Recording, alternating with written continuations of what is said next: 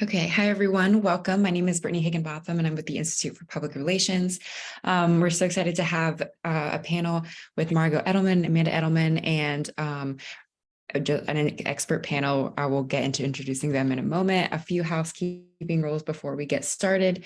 This is being recorded and will be available to view on our website and YouTube channel within 48 hours. Please use the chat box to share comments and resources throughout the session. We will have an audience Q&A at the very end, as well as a Q&A, a moderated Q&A throughout the session. If you have any tech difficulties, please message myself or any IPR staff member indicated by IPR before our names. And if you have any other questions, please let us know. I'll hand it over to Margot to get us started. Wonderful. Thank you so much. And thank you to everybody who's joining today. And then also, of course, thank you to our panelists. So I'm going to start by introducing myself and then introduce our esteemed panelists. So I'm Margot Edelman. I'm the general manager for Edelman's New York office. And before that, I was the GM for Edelman's office in San Francisco, and I am squarely a millennial. So very excited to hear insights from all of the Gen Z panelists that we have here. Our panelists are Amanda Edelman, who is the COO of Edelman's Gen Z Labs, which is a recently launched offering to lend expertise to and counsel clients looking to engage Gen Z, and she's an associate director of the brand practice. We have Dylan Gambardella from NextGen HQ. Dylan is an entrepreneur and the CEO and founder of NextGen HQ. He's been recognized as a Forbes 30 Under 30 and the best-selling author of Now That's Momentum. NextGen HQ means that Dylan and his team are enabling the next generation of workers with their AI-powered platform, which facilitates skills-based recruiting. We have Kim Hara-Parafina, who is at Microsoft and member of the National Millennial Gen Z community. And this is a community of college university students, young professionals, faculty, and civic leaders who participate in multi-generational conversations to challenge misconceptions created by generation gaps. And we have Tamara Thal, who is an internal comms lead at IBM, where she helps to tell IBM's purpose-driven story and build excitement around CSR initiatives. Before this, she was an intern at BCW and was a Truth Initiative ambassador, where she led youth engagement and community advocacy projects across the US. So thank you again to our esteemed panelists. Of course, thank you to the IPR team for having us. And with that, I'm going to hand it over to Amanda, who's going to take us through some research and stats on the power of Gen Z. Then I'm going to ask a few questions of the panel and then open it up to questions from the audience. So over to you, Amanda. Amazing. Thank you so much, Margot.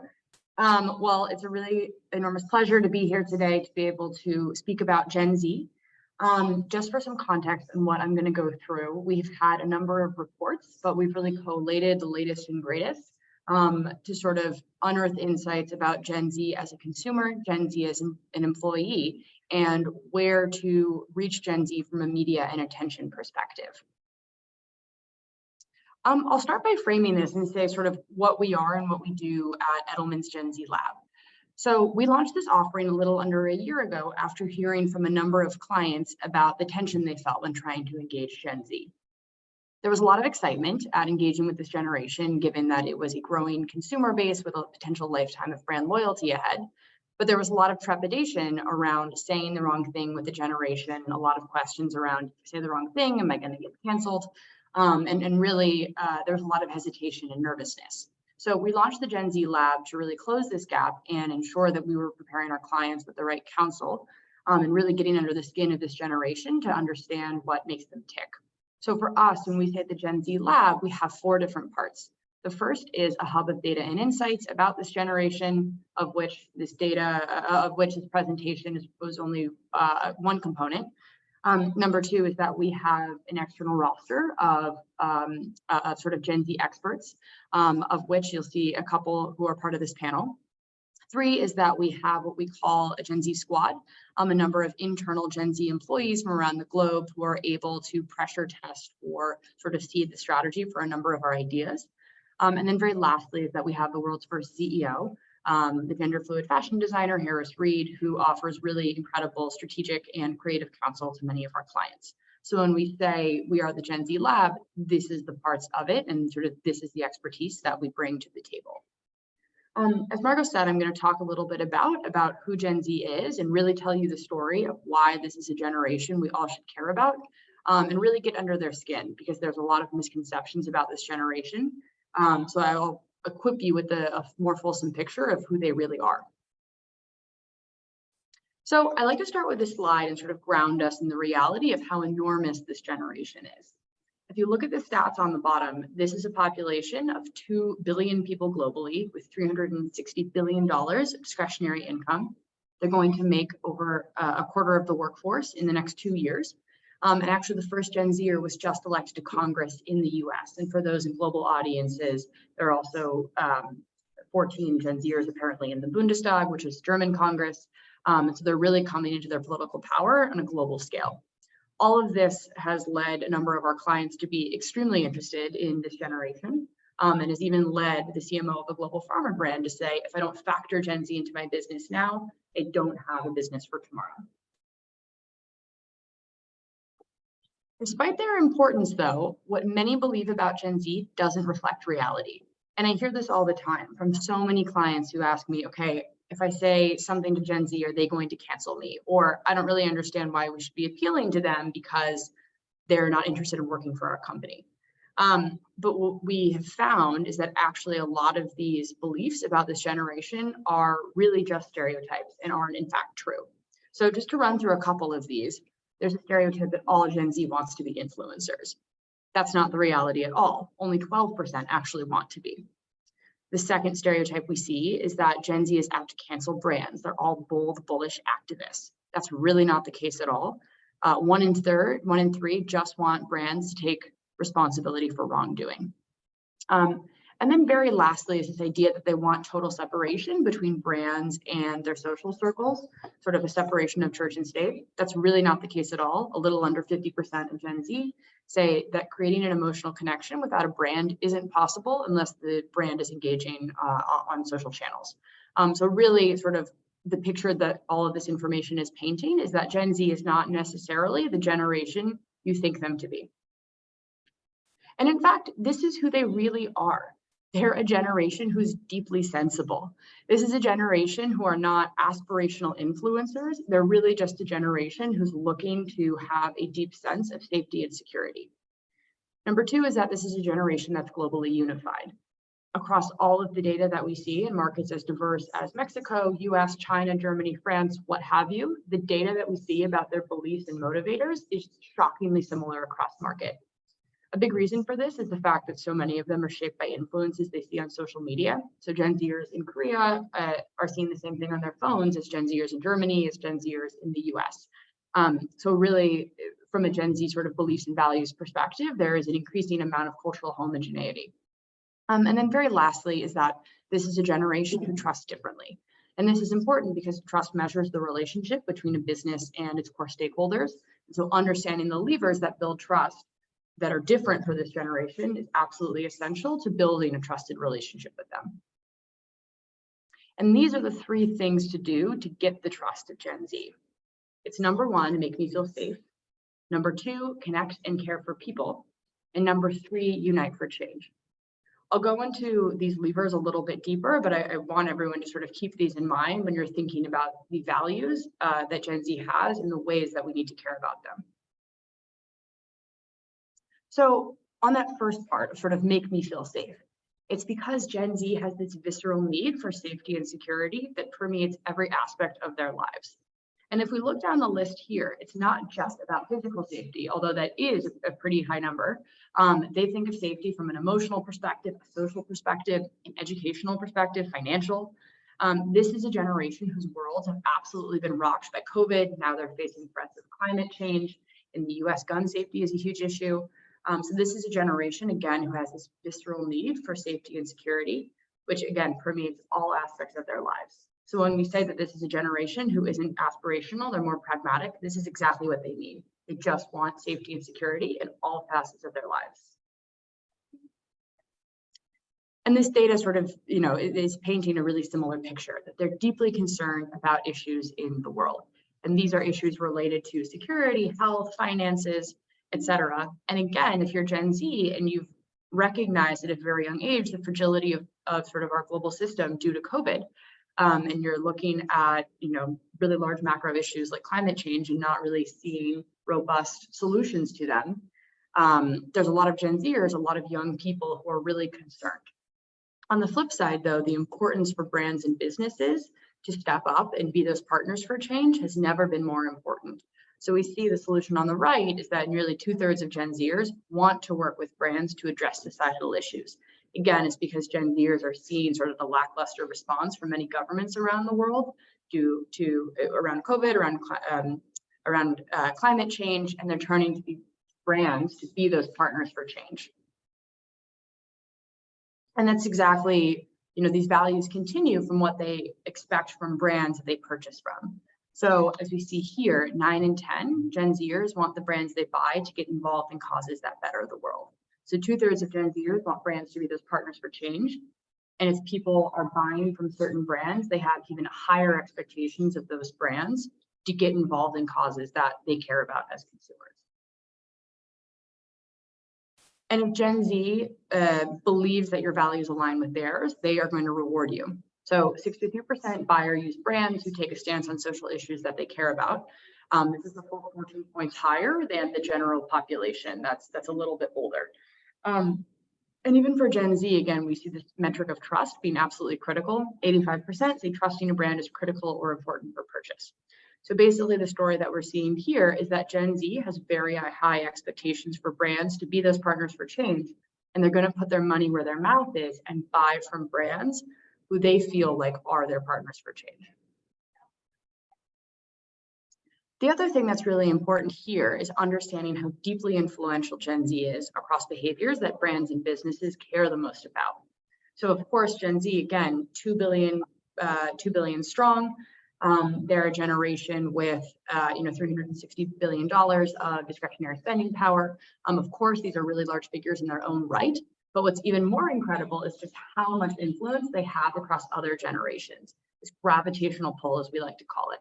So these numbers illustrate the percentage of the general population that say Gen Z influences a certain behavior. So 58% of the general population say Gen Z influences what they buy. 52% say Gen Z influences the causes they support. 63% say they influence workplace culture, and 52% say they influence financial behavior. So this is really painting the picture of a generation that is enormously powerful in its own right, but also because it's influencing nearly 60% of the general population across the behaviors that brands and businesses care the most about.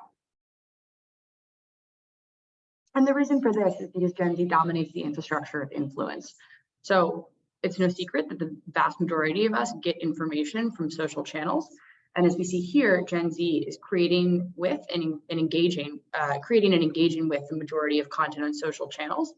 And even if you're someone who doesn't really get your information on social channels, media is getting a lot of information from these social channels as well.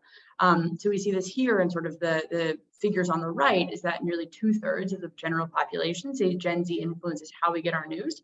And 60% of the population says Gen Z influences their main entertainment forms, like how they watch movies and TV. So basically here, we're seeing Gen Z be extraordinarily influential about how the rest of the world consumes and engages with information. That's another way that they're incredibly, incredibly important and influential. And just to drill down on sort of where Gen Z eyeballs are, because this is a question that I get a lot. So it's no surprise that Gen Z gets a lot of their content through social platforms. They're spending 10.5 hours a week on TikTok, nearly 7 hours on YouTube, and so on and so forth. What is interesting, though, is seeing how the amount of time they spend on a certain platform maps to the level of trust they have with that content on the platform. So they spent 10.5 hours a week on TikTok, which is the highest engaged platform, but they only trust 46% of the content that they see on TikTok is their 6th most trusted platform. And in fact, 2/3 actually trust YouTube, sort of leading it to be a more trusted and sort of higher ROI platform to engage on. The other interesting thing, and particularly for this audience, is that traditional media is still an important driver of trust among Gen Z. They are truly omni-channel consumers of information. So 52% globally believe traditional media content is absolutely true or trustworthy. And again, when we think of Gen Z as this really practical and sensible generation, of course, so many of them are creating relationships and engaging with content on social platforms, but they're also still sort of continuing to be tied and tethered to basics. The other really interesting thing about Gen Z is that because they're a digitally savvy generation, right, they grow up on social media, they will always find their way to truth.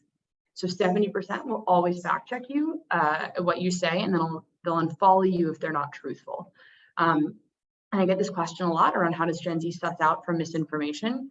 But we have to remember that this is a generation who grew up with social media. They grew up understanding that not all information they see on social channels is going to be correct. And so they've developed strategies to assess whether the information they see is correct or it needs further prodding or is just blatantly false. So this is a generation, if you're a brand, for whom your words need to align with your actions. Otherwise, Gen Z will find out because they're absolutely adept at doing so. So that concludes our presentation, and I really just want to wrap with a few key takeaways. The first is that this is an enormously powerful generation for you, no matter what field you're in, because they are a large consumer spending base, they're a large employee base, and they're just a large population. They're also incredibly influential across all generations and a number of behaviors very relevant to brands and businesses. And very lastly for Gen Z is that they have this forensic ability to get to the truth because they are digitally native. And so really whatever you post has to be authentic, has to be accurate, because Gen Z is really discerning about what content is relevant to them and what content is sort of truthful and best capturing sort of who you are as a company and brand. So thank you so much for this. I'll turn it back to Margot to lead in our Q&A. Wonderful, thank you.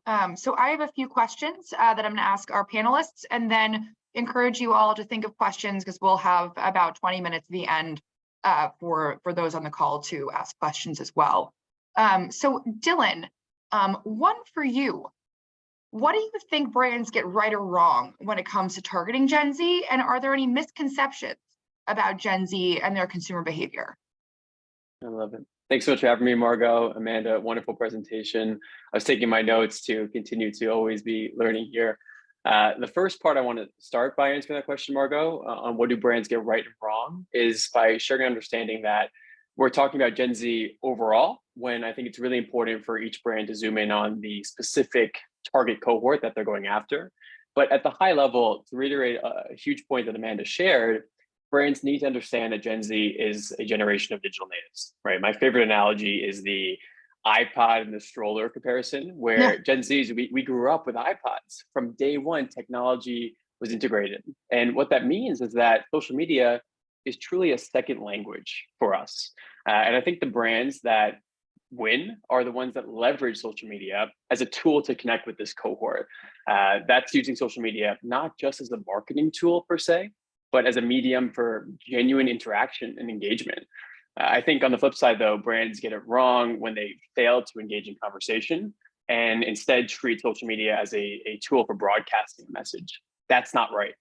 Brands should use social media as that conversation starter to create dialogue, to really build community rather than dictating to a community. I think that's an egalitarian approach, and that will lead to better relationships with Gen Z, broadly speaking. The last piece I'll end with is talking about Gen Z in the workplace. I think that's a major place where we see a lot of brand partners separating themselves from others. Gen Z, as Amanda shared, is able to see through the BS and the employers that offer autonomy and put that on a job description, but then don't live up to it on day one, actually starting the job. Your Gen Z employees are not going to be engaged. You're going to lose out on the creativity and the independence that they can shine through when given that autonomy. So I think it's a really powerful place for employers to distinguish themselves by living up to the values that are really easy to put on a job description, but are hard to realize in actuality. Great, thank you, Dylan. All right, Kim, one for you. Can you tell us a little bit about the media consumption habits of Gen Z and how they're different from other generations? And building on that, what are the most trusted sources of information for Gen Z and why? Where do they get their news? And I know a little bit of that was in the study Amanda shared, but would love your thoughts on it. Yeah, of course. In terms of habits, I would say out of all generations, we spend the most time online. Other generations, I believe, consume other forms of media like newspapers, magazines, TV, but most of us really only use social media online. Lots of my peers don't use cable anymore. Regarding how we consume media, like what everyone else is saying, one of the key differences is that from other generations, we consume media faster with a shorter turnaround time. And I'd say we have a better sense of navigating through misinformation ads. We're the first generation to not know a world before technology. So we're very good at spotting very well hidden ads, fake news, ads that contain false information, in general, very skeptical of the information and won't likely believe it the first time. In terms of where we get our news and our most trusted sources of information, right now TikTok, but the most trusted source of information is YouTube. And that's just because one, videos are longer, the YouTuber can explain the information better.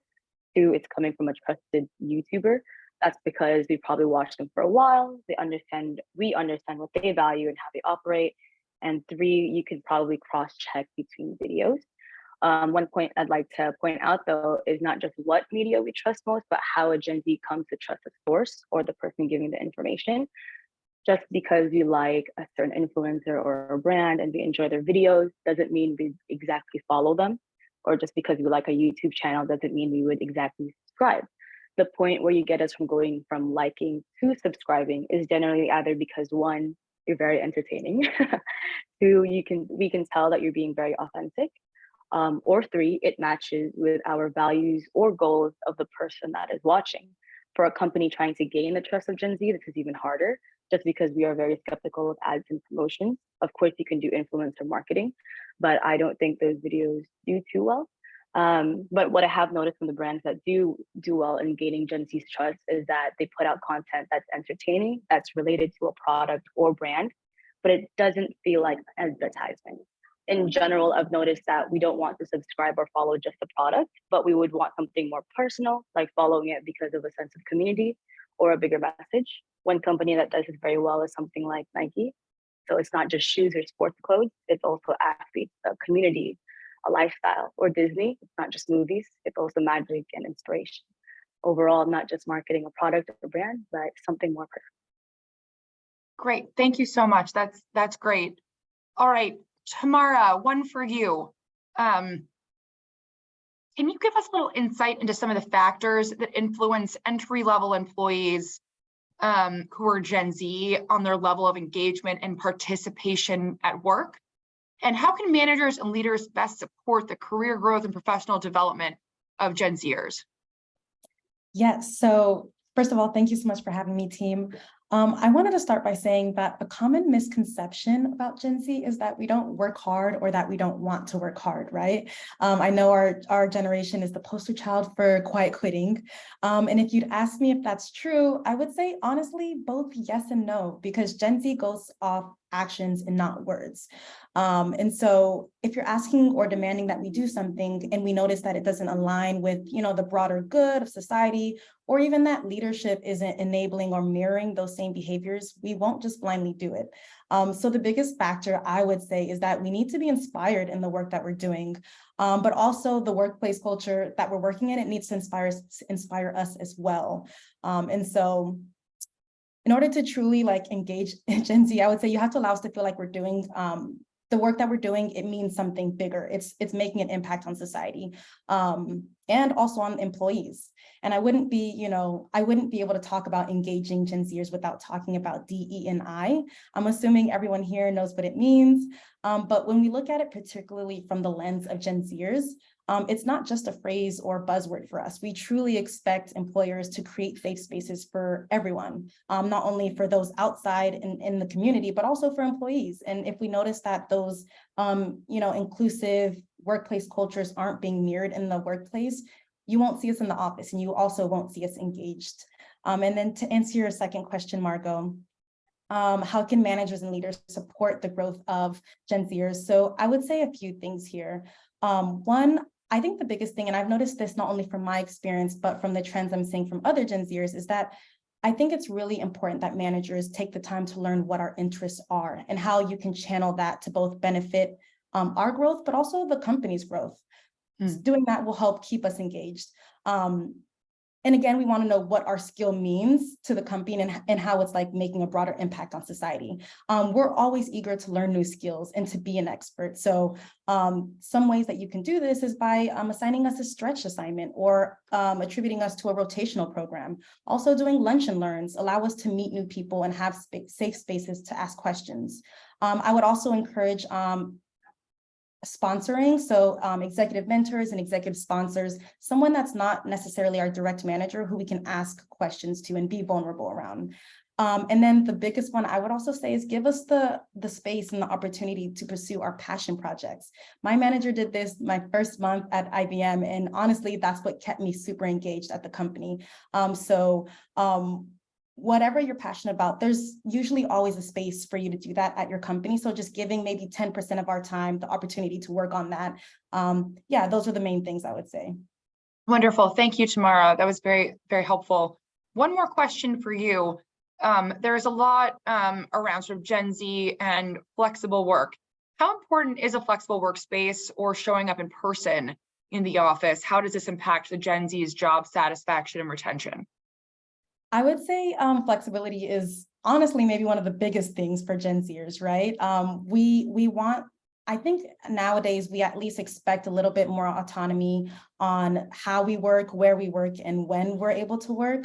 In fact, I think more Gen Zers are embracing these third spaces like coffee shops, parks, even libraries. And the reason why we're doing this is because those spaces allow us comfort, and they also allow us community. And so this kind of goes back to my point about DE&I and making your workplace a place that's not only engaging, but has activities for us to stay engaged, and also that is just inclusive and welcoming to all people. So I think if you really want to bring more Gen Zers, and honestly everyone back to the office for that matter, it's really about making sure that your office has that environment that's conducive to that. Yeah, I think that's it. And then also I would say collaboration is a big thing as well. So if your workplace and your office isn't giving Gen Zers the opportunity to collaborate, and if leaders aren't showing up and we don't really have anyone to talk to, that's not really going to persuade us to come into the office. So overall, I think collaboration tends to be the biggest thing for us as well. Great, thank you, Tamara. Dylan, another one for you. Edelman's research has identified Gen Z as a purpose-driven generation regarding how they make their purchasing decisions. However, how do factors such as the rise of inflation or a tougher job market complicate this, or does it? I'll quickly add to Tamara's last point, and I love how you talked about community. One of the best pieces of advice that I have seen succeed in terms of getting folks engaged in the office, back in the employer space, is focusing on mentorship. There's a misconception in a way that Gen Z thinks independence and the desire for autonomy don't want help. That's just wrong. I think mentorship is a great way that companies can engage their young employees and offer that as a tool, whether to get folks in the office or just build a larger cohort. But to touch upon your question, Margot, in terms of how this idea of rising costs, housing prices, the job market impacts the idea of purpose-driven voting with my dollar, so to speak. Voting with my dollar, like both for purchasing decisions and frankly also for places to work. Most certainly. The reality is that, like all generations, Gen Z has grown up with a unique set of circumstances. The multiple global recessions, if you want to talk about that, whatever you want to call it today, not up to me to decide those things. Downturns, COVID has exacerbated a lot of it. I would say every generation has their version, their recipe, if you will. But specifically for Gen Z, this leads to a bit of an outsized fear of financial security and a desire to promote things like job security. And what that means to the ultimate decision of where am I going to work, where am I going to spend my dollars, Gen Z is still going to think about the purpose-driven brands. They're still going to have tendencies that align their values with where they're spending their money and their time, their energy. However, end of the day, that stability will be extremely important, especially in a time like we are experiencing right now. Now, who's to say what will take favor, or which one will win out? I do think there are a multitude of circumstances that will ultimately be the driving decision makers there and factors. It's a complicated relationship, but the brands that still are able to provide stability and shine through in a meaningful way, in an authentic way with their purpose-driven values, that will win out. That will be an opportunity to also separate from the pack. And so if you are a company that is able to continue your employment opportunities, is able to continue tenure in a sense, that's a great chance to shine through and to really promote that, to recruit talent that is looking for that more than ever. Wonderful. Thank you. Can I just add really quickly? We have this saying of Gen Z currently, they want value and values. And in the long term, even if right now they're choosing value over values, in the long term, that's not a sustainable strategy for a business or brand. As Gen Z ages and they get more discretionary spending power, they're going to be able to put that money to work in ways that really fully align with their core values. And so for us, as we always say, again, in the short term, there might be a trade-off between value and values for a Gen Z consumer, but going forward, again, once they get that discretionary income up, that's going to be less so the case. And so it's critical to align with their values from day one. Great, thank you. Just another question for anybody, really. What brands do you think are doing a good job? Who should we look to emulate? And who do you guys think are doing a good job? And conversely, is there anybody we can learn a lesson from, or maybe who's not doing as good of a job? I'll throw one out there. I think Roblox is a great example of a platform that is built for Gen Z. So maybe they have a bit of an advantage. But if you think about the value that they provide to users, to their customers, it's all about promoting creativity. And they live by that in how they empower their employees and getting to know a bit about their team and their hierarchy, or their lack thereof, I should say. It's really special when you think about a brand that lives by its values, not just to a consumer, to a Gen Z buyer, but also to a Gen Z employee. And obviously their stock price has shown some aligned success in the last few years. So that's one that I think is certainly doing a great job. Thank you. Any other thoughts? Yeah, just to kind of go out of that space, other than Nike and Disney, I also think ThredUp or Reformation is doing really well, just because they promote the idea of sustainability. And even though maybe right now we can't afford as much because of the recession, they would most likely go to thrifting rather than going to fast fashion brands. I see a lot of shifting from just more sustainable ways of shopping. Anyone else? I can throw in there for one that's not doing very well. I think this is the brand on everyone's lips right now, Bud Light. And definitely from a Gen Z perspective, they have crossed both sides in a very bad way. And basically, what I keep hearing from sort of our global Gen Z audiences within Edelman on this is, number one, the partnership was well intended, but it wasn't well thought out. And as a result, and just to level set, when I say Bud Light, this is obviously the backlash from Bud Light partnering with the trans influencer around the NCAA tournament. And basically this garnered backlash, and now there's been a backlash to the backlash. But basically from the Gen Z perspective, this was not a well thought out partnership, and really was tokenistic for the trans influencer, who wasn't really a good fit for the campaign that she was promoting, as she wasn't a sports fan. And so that was sort of misstep number one. Misstep number two is when there was a backlash to the partnership, they didn't really stand behind her.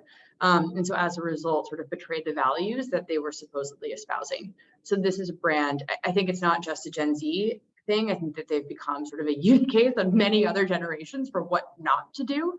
But certainly from a Gen Z perspective, they've absolutely harmed the trust there by, trying one thing, but not very thoughtfully. And then by backpedaling so much on it, they've really lost trust from sort of all ends, all stakeholders, but Gen Z in particular. Great. And then just, I guess, one more quick question. How do you see Gen Z evolving over time? Obviously they're, young, consumers now. What is this generation going to look like 10 years from now, 20 years from now? Do you guys have any predictions? So I'm throwing in some questions that weren't in the script. So take your time to think of it. I do, but I'll wait and see if anyone wants to respond. I'll get the ball rolling quickly and say one of my favorite parts of a common misconception or conception, I should say, about Gen Z is that we're this entrepreneurial generation. And I think there's a lot of truth to that. And when I zoom out, Margot, 10, 20 years, what that looks like to me is the idea of problem solvers. And it relates to everything that we've talked about from the previous 35 minutes on this call. The authenticity, the independence, the autonomy, everything is a factor if you imagine an entrepreneur. I also think the access that we have had to entrepreneurial leaders is truly just unparalleled.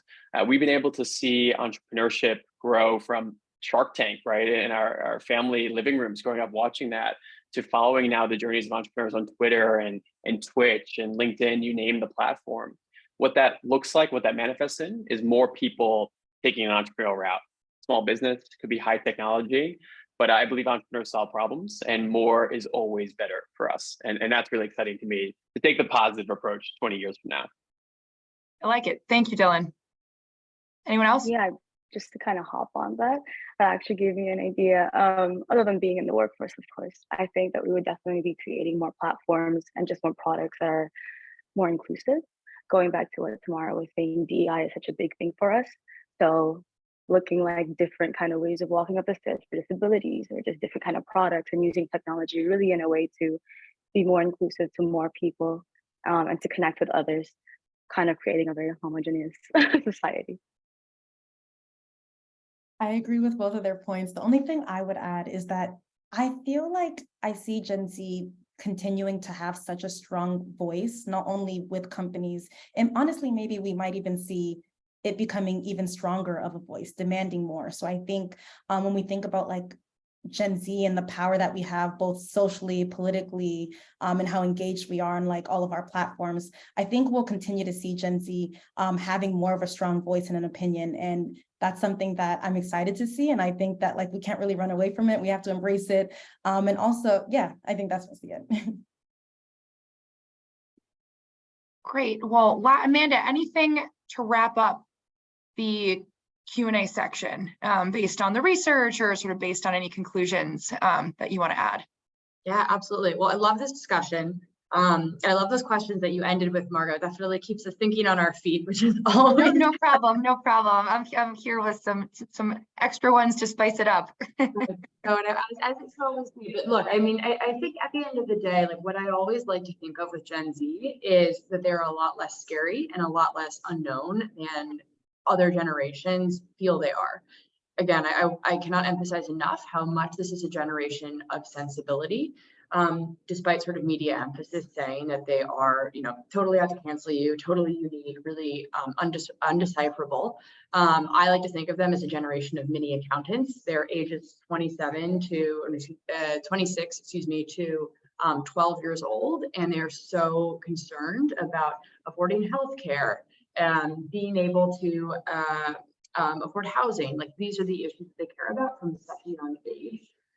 So really the tagline for me to end with is Gen Z, they're just like us, and really have the same values of wanting to have this sort of safety and security, these same values, but also promote a bit of a better world in all the ways that we've just heard from the other great panelists. Wonderful, thank you. All right, some questions from the audience. We have Karen Lindsay, who says, have you examined what resources older Gen Z cohorts ages 20 to 26 use to fact check brands? I can start with this, and then perhaps, actually, Kim, I saw that you unmuted. Maybe you can start. Oh yeah, I just wanted to say that for most of the things that we want to fact check, it's usually because we kind of go through multiple platforms. We check Instagram, Twitter, any kind of news media really. And what we're trying to see is if the information is consistent. There's not usually one source, but it's just the sources that we trust. Is it consistent with what they say and what are other people saying? And then we kind of create our own opinion from there. Great. From Chris Fleming Anthony, who says he's Chris from India. How does Gen Z's trust in traditional media impact their consumption habits? I like that, Chris from India. Feel free to come in here, but I can come here. I mean, I think it goes back to this tagline of Gen Z, they're just like us. Again, I think we have this misconception of Gen Z eschewing all forms of media other than that they see on their phone, like through TikTok or other social channels. And for me, their trust in traditional media is indicative of, again, how sensible they are. They recognize that there are still sort of trusted platforms and trusted sources of information that they should still learn from. And then the second part is that they are in order to appeal to Gen Z, you absolutely need an omni-channel approach. Like that's really what this means to me, is that if you're a brand or if you are, someone who's trying to communicate with Gen Z, it's not enough that you are on one social channel. You need to be on multiple, and sort of in a way that's authentic to that platform, but you also need to have a presence on traditional forms of media. And again, make sure that these things are in concert with each other, because that forensic ability to get to the truth for Gen Z will mean that if they're looking at one of your channels, they'll look at your others as well and ensure that you're saying consistent things among them. So I think sort of, to sort of recap and get to your question here, it means appeal to them from an omni-channel approach and ensure that these things are working in concert with each other. And then number two is that, again, their trust in traditional media really emphasizes how sensible they are, and how a lot of this conversation about Gen Z is sensationalized. They have sort of the same drivers of information gathering as many prior generations. Wonderful. All right, from anonymous attendee, what are your thoughts on a company's changing their logo to support a group, for example, Pride Month? Or to build on that, you can change your Facebook profile pic. You can change your LinkedIn profile pic. What do you think about all of that? I also see that Kate in the chat asked a related question about the kinds of issues that Gen Z cares most about. So I'll bridge them, if I may, and say— Bridge away. There you go. Amanda, we spoke about this months ago in person at a dinner, and the takeaway that we all agreed upon was you can't do these things if you're not doing so authentically and speaking to your brand values. I think it's very cheap if companies are going to change a logo or update a profile picture if they're not standing behind what that means. If they are, just to use the example brought up here, promoting independence of thought and value and bringing your whole self to work, and they are using that as a value for their employees and for their teams, as well as for their consumers, heck yeah, please update your profile. Please go forward and showcase that to the world. But if you're just changing an Instagram photo and then not living by that, Gen Z is going to call you out on it. Shame on you. And it's well-deserved, right? That you're going to get exposed. You might even be able to get away with that at some point in time. But to the conversation we just had, Kim and Amanda talking about how Gen Z is going to look across and make sure that you are who you are across platforms, you're not going to get away with it for long. And I think we see that happen every year. There's a brand or two that gets called out for changing their Instagram photo this time of year. And that will continue to be the case. And that extends, by the way, to every issue, right? I think we see inauthenticity come up as almost a opportunity to steal a media headline. If there's a tragedy in the world and you see a brand talk about how, woe is me, I'm so sorry that happened. Well, what are you doing about it? Are you actually standing for the people that are being impacted by this issue? If so, please do tweet about it. Please do post about it. But if not, probably not your time to steal that headline. Great, thanks, Dylan. Another good question from an anonymous attendee. Do you think Gen Z is passionate about DE&I among brands or in the workplace, or is there a fatigue and hopelessness on the topic? Or other things on the topic? Would love your thoughts.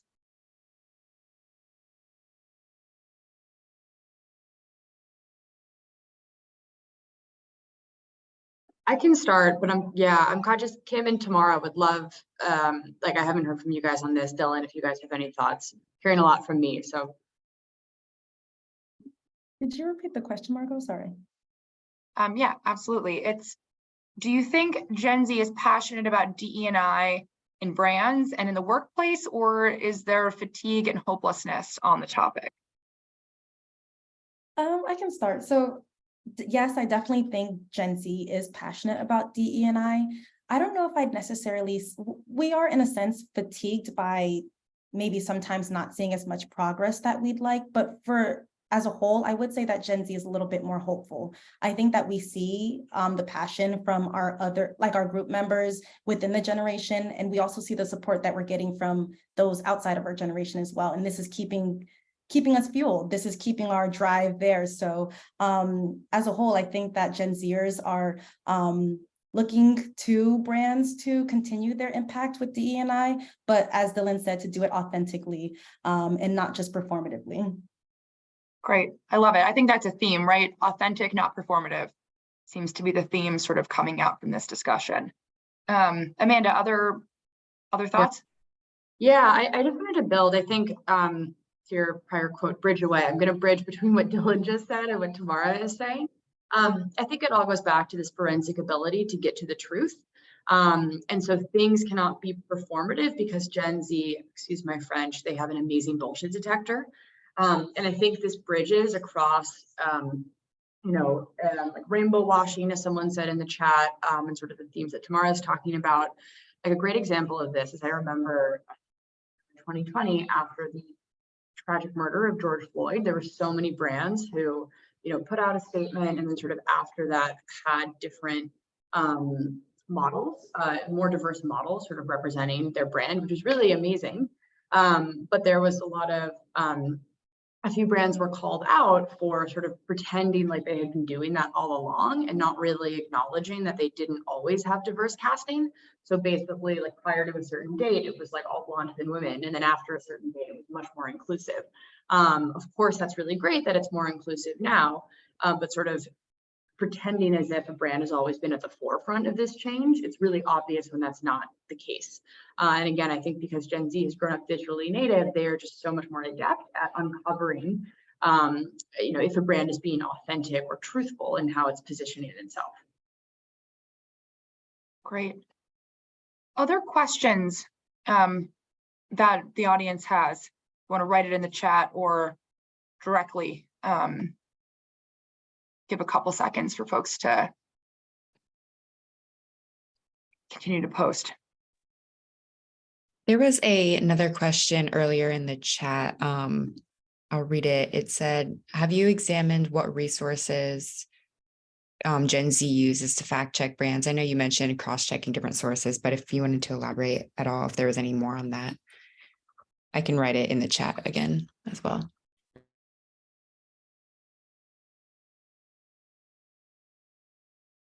Can you repeat the question, Brittany?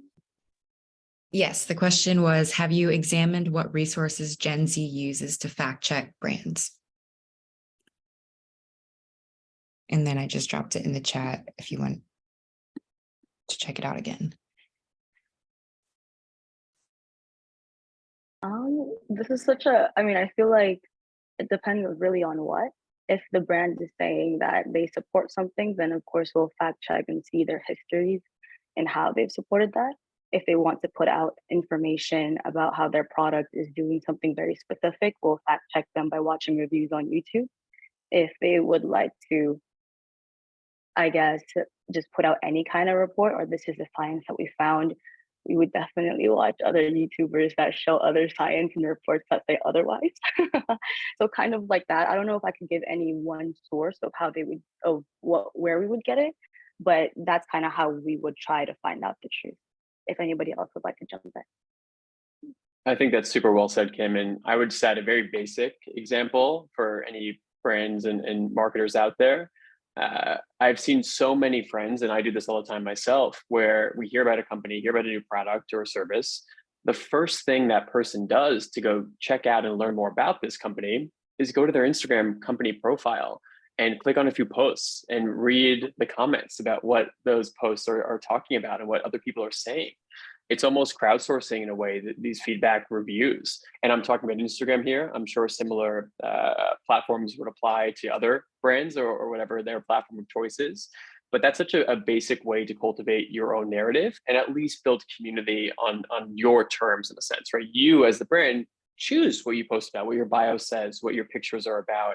And of course, that should be done authentically, right, to the common thread that we've all talked about. But such a basic new behavior pattern versus I remember when I was younger, my parents using, I think it was called Snopes, was one of the review websites, right? And maybe I'm dating myself by not knowing that, reverse dating myself. There's no one-stop shop where there's no Snopes.com where you can go determine, like, is this authentic or not? It's really a socially driven approach. And that's the core theme that we've all talked about.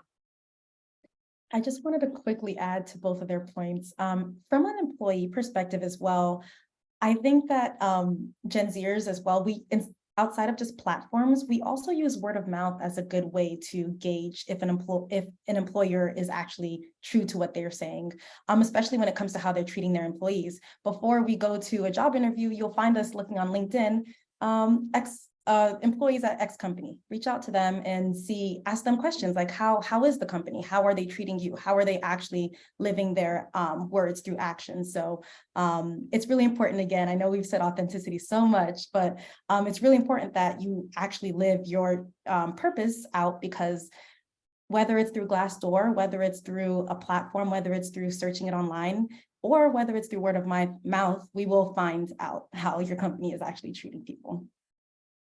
I love it. Thank you. From Karen Lindsay, this is a good question. From social media to DEI, so many brands and leaders and decision makers are afraid to get it wrong and get canceled. What would you advise them to do to take action to reach the Gen Z cohort, sort of with this as the backdrop? I think, and I just saw another question that also kind of relates to that Kate said about how we feel about engaging with charities.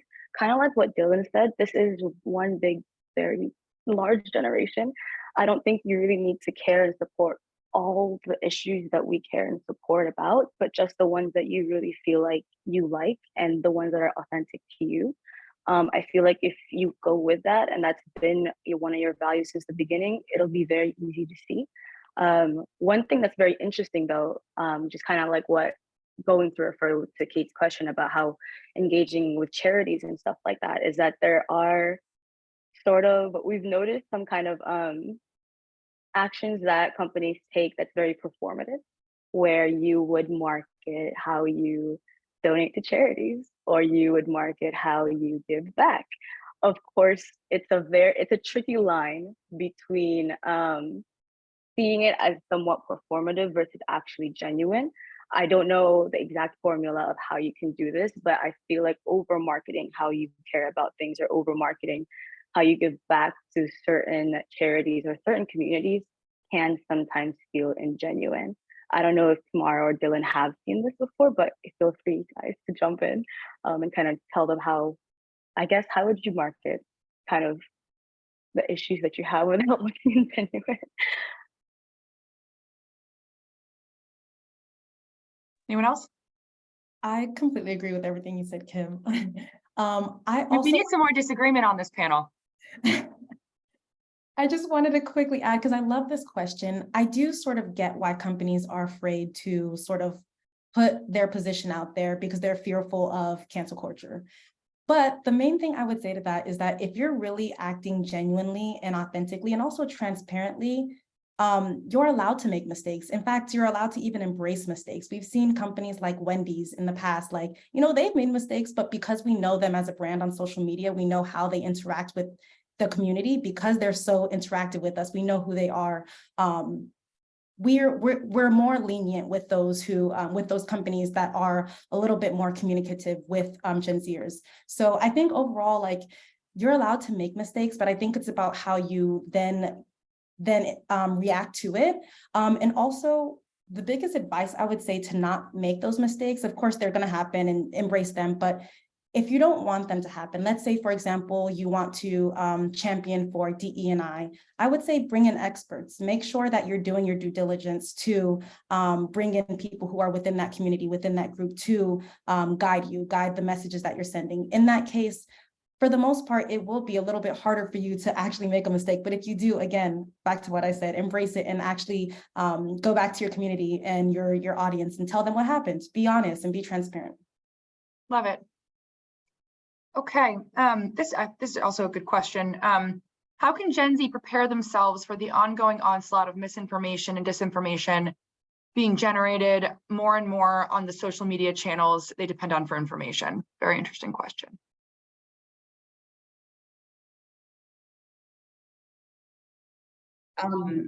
My perspective on this, I get this question a lot. It's a cheeky response, but mine normally is I'm more concerned about other generations, to be honest. And again, as you saw in the sort of infographics, like Gen Z is influencing how 2/3 of the general population across all ages is getting their news and information.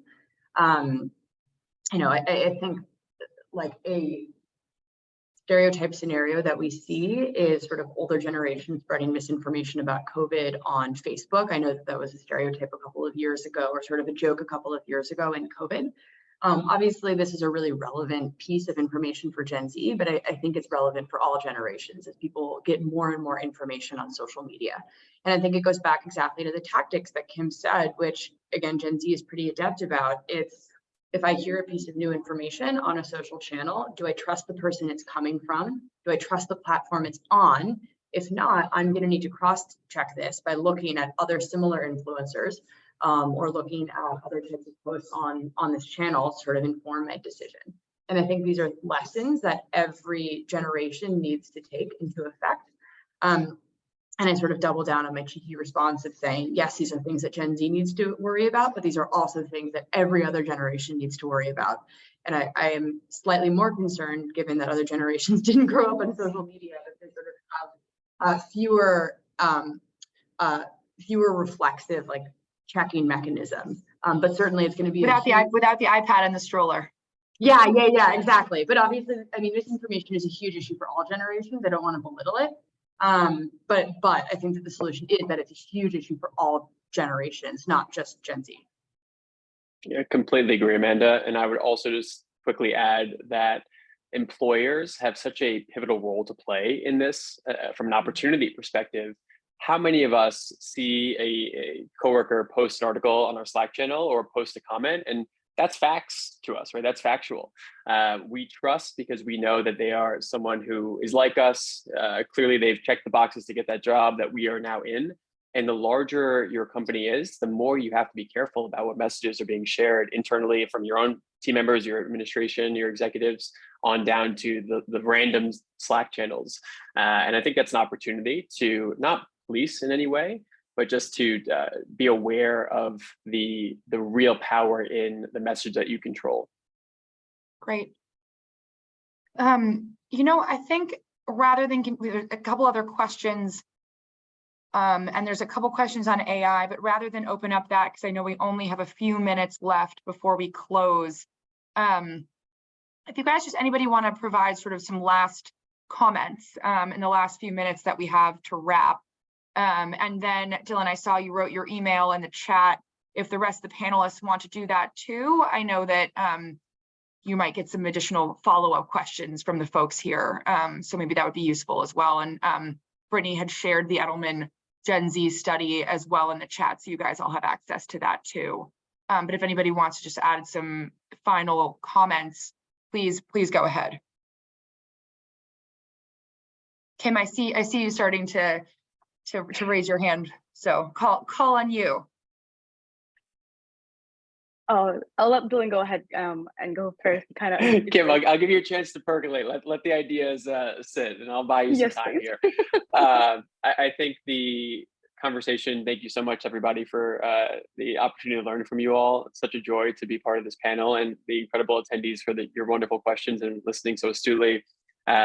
There's such a tremendous opportunity here if you are willing to be authentic, to take a stance, to stand by that opinion, that outcome, whatever it is that you want to stand for, and try not to be everything to everyone.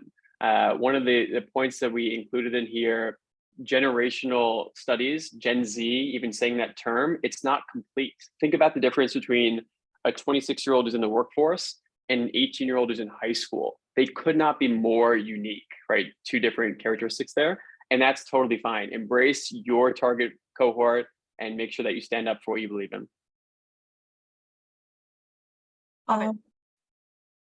So my last parting words to everyone. So I think the biggest thing for Gen Z, not only like as a whole, but also from an employee perspective, just work with us. It's all about a two-way communication.